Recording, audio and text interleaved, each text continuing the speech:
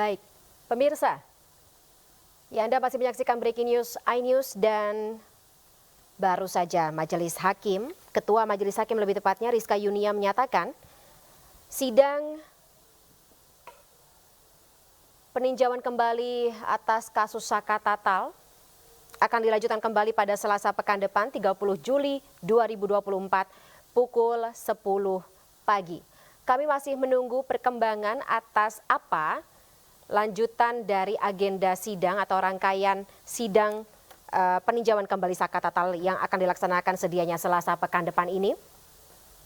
Saat ini rekan-rekan dan juga awak media masih berkumpul di ruang sidang dan juga di sekitar ruang sidang Pengadilan Negeri Cirebon untuk meminta keterangan lebih lanjut dari baik kuasa hukum maupun pihak-pihak lainnya seperti keluarga, karena memang ada beberapa anggota keluarga dari Saka Tatal yang menjadi saksi atau diajukan oleh kuasa hukum sebagai saksi dalam sidang peninjauan kembali Saka Tatal di Cirebon, Jawa Barat. Sekali lagi pemirsa, Majelis Hakim sidang peninjauan kembali atau PK dari Saka Tatal yakni Rizka Yunia sebagai Ketua Majelis Hakim, Galuh Rahma Esti dan juga Justisia Permatasari sebagai anggota menyatakan bahwa rangkaian sidang peninjauan kembali atau PK Saka Tatal ini akan dilanjutkan kembali pada Selasa pekan depan 30 Juli 2024 pada pukul 10 waktu Indonesia Barat. Pemirsa, kami masih akan mencoba untuk menghubungi rekan Faisal Rinaldi di Pengadilan Negeri Cirebon, Jawa Barat yang saat ini bertugas di Pengadilan Negeri Cirebon, Jawa Barat. Pasca agenda sidang hari ini,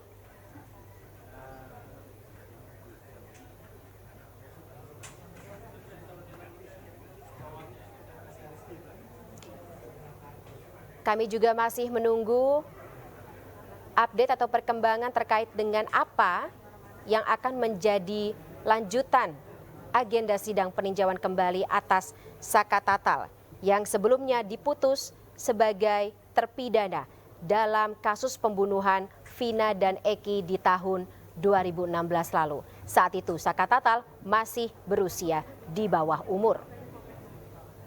Kita ke Faisal Rinaldi pemirsa. Faisal, silakan kembali lanjutkan dengan informasi Anda terkait dengan bagaimana putusan atau jelang putusan dalam sidang peninjauan kembali Saka Tatal di Pengadilan Negeri Cirebon hari ini.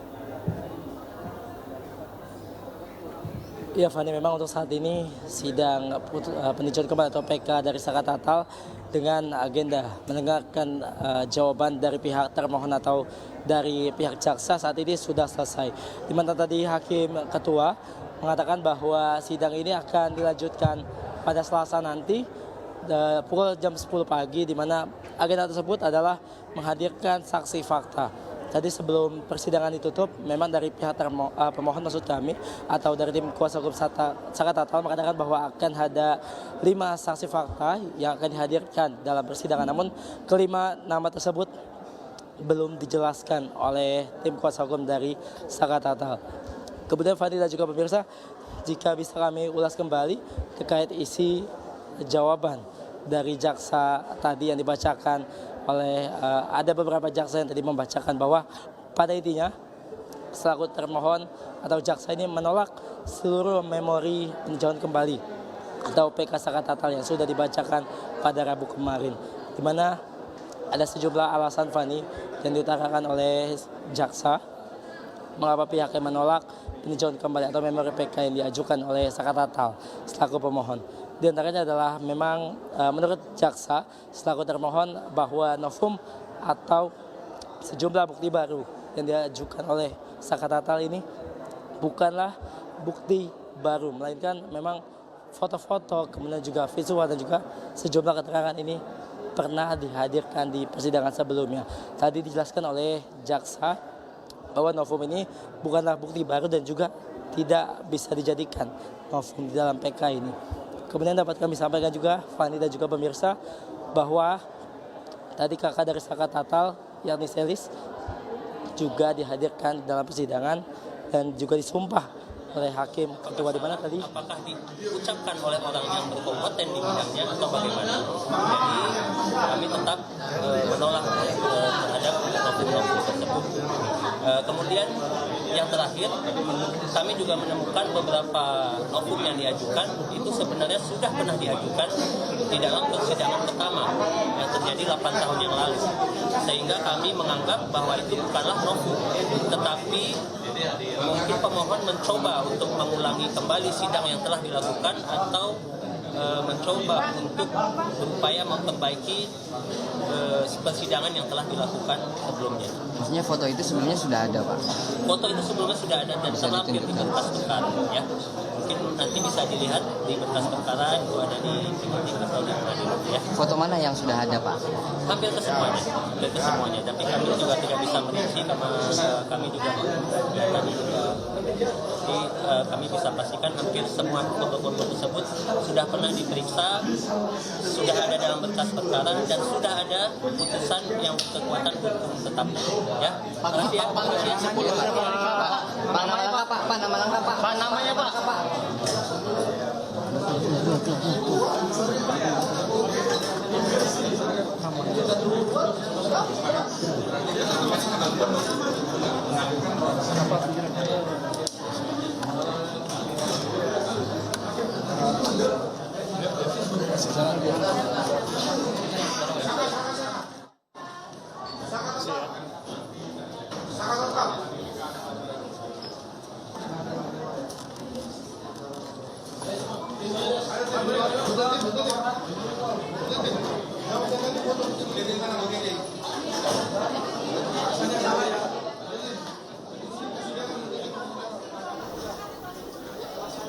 Ya pemirsa, Anda menyaksikan kuasa hukum Saka Tatal Farhad Abbas saat ini di layar Anda, baru keluar dari ruang sidang Pengadilan Negeri Cirebon, Jawa Barat. Rekan kami Faisal Rinaldi akan mencoba untuk meminta keterangan terkini dari pihak kuasa hukum Saka Tatal.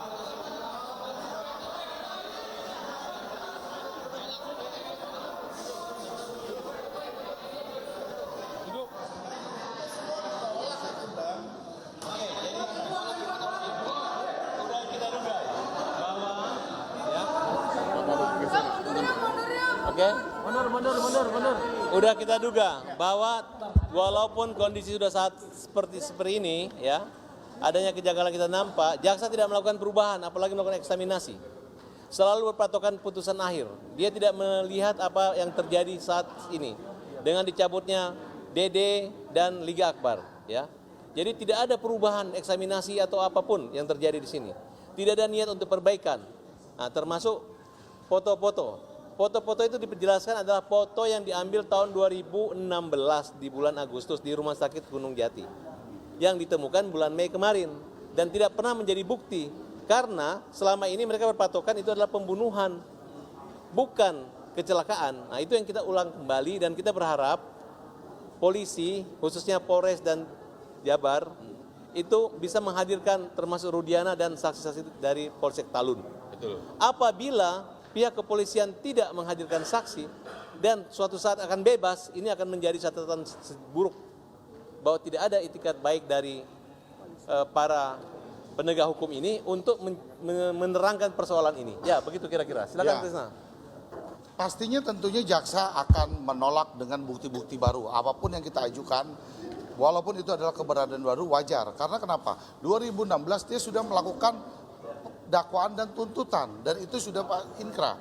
Jadi itu dianggap bahwa itu keberadaannya bukan keberadaan baru, salah bahwa foto itu betul 2016 tapi ditemukannya baru dan tidak pernah ada di dalam persidangan. Lalu kemudian poin yang dikatakan tadi salah persepsinya, jaksa itu persepsi salah.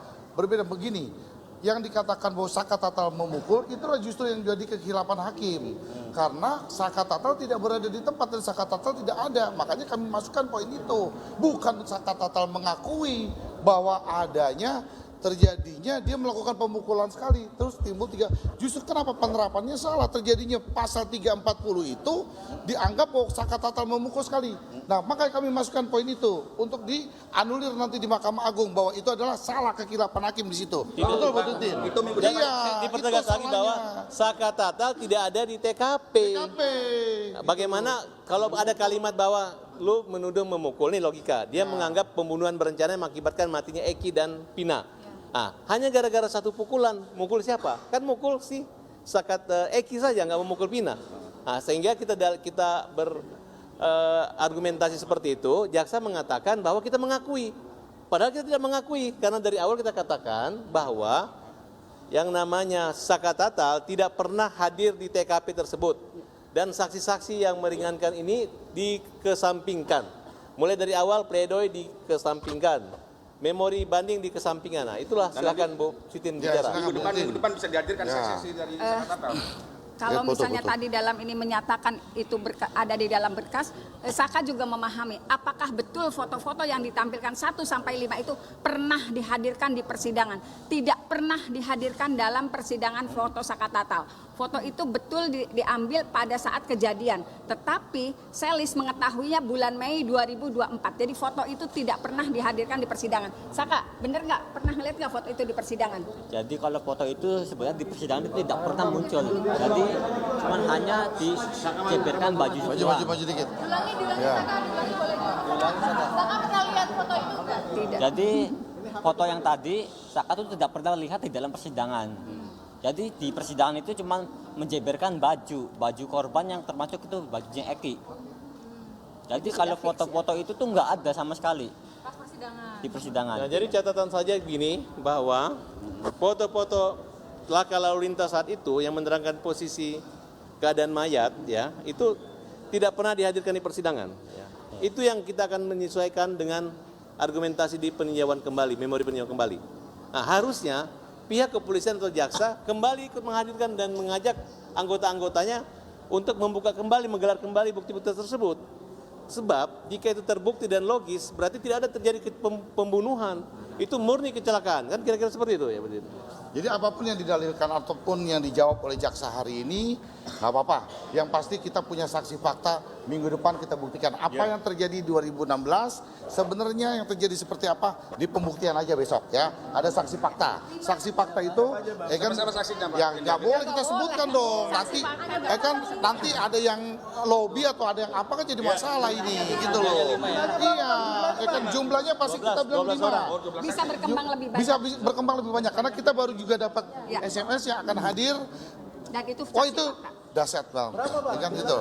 Ya sekarang sementara 5. Nanti mungkin akan ada bertambah lagi. Ya kan akan bertambah lagi. Fakta, ini fakta, ini saksi fakta belum ahli. Oke. Ya kita di pembuktiannya kita lihat ya. Oke. Oke bang. Saya tambahin sebentar kawan-kawan, tambahin sebentar. Enggak udah.